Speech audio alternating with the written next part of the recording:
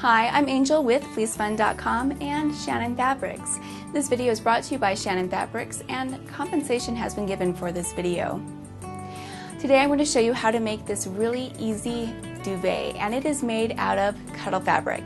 And especially I'm featuring the 90-inch wide Cuddle fabric. Now this stuff is amazing. This takes Cuddle out of the nursery and into the big room because 90 inches wide, that is an adult size blanket, my friend. No seams needed. For this project, you will need the following. You will need 5 packages of Baby Blue Moon Cuddle Cake Kits. That's available for sale in the Fleece Fun online gift shop.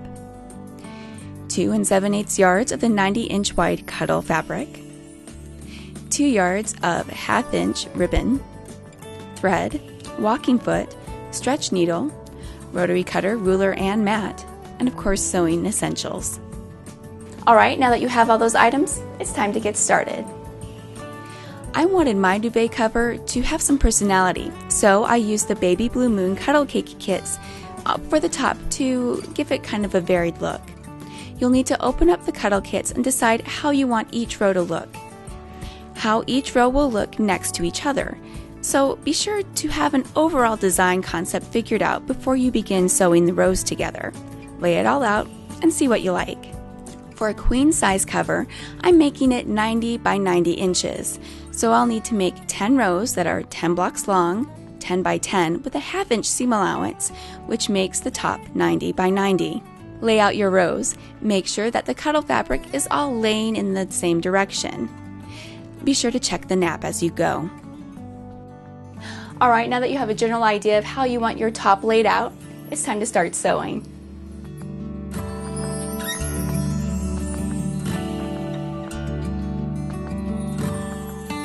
Pin blocks right sides together and sew using a 1/2 inch seam allowance. Sew all the blocks in the row together and repeat for each row.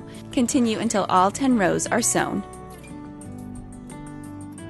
Alright, that's looking good. Let's move on.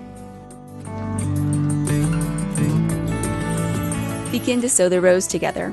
With right sides together, pin and sew 2 rows together using a 1/2 inch seam allowance. Now, when you're pinning all of those squares and those rows together, I like to make sure that all of the seams line up. So I pin the seams first, and then I go back and pin the centers.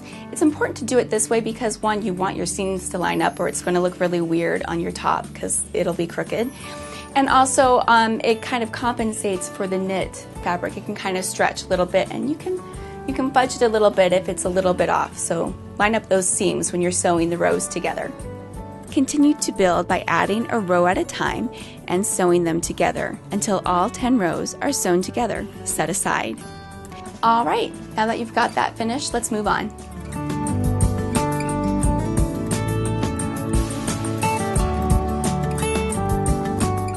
Cut the back so it's 90 inches wide by 90 inches long. Set aside. Okay, that was a really quick step. Let's move on. With the remainder of the 90-inch Cuddle fabric, cut 2 strips that are 4 inches wide and 21 inches long. Take each strip and fold it in on itself lengthwise so it's 21 inches by 2 inches wide, and pin the ends and sew the ends using a 1/2 inch seam allowance. Turn right side out. Take the ribbon and cut it into 12-inch strips. Finish the ends of the ribbon with a match to prevent fraying. Please use caution when you're using the match. Pin 3 ribbons at intervals along each of the strips of the Cuddle fabric. Sew the ribbon ends on using a zigzag stitch. Set these aside. Alright, it's becoming quite the big blanket now, isn't it? Okay, it's time to bring that big blanket together. With right sides together, pin the back and the front together. Be sure to leave a 20-inch gap at the bottom for turning and for the gap strips. Using a 1/2 inch seam allowance and a walking foot, sew the back and the front together, leaving a turning gap.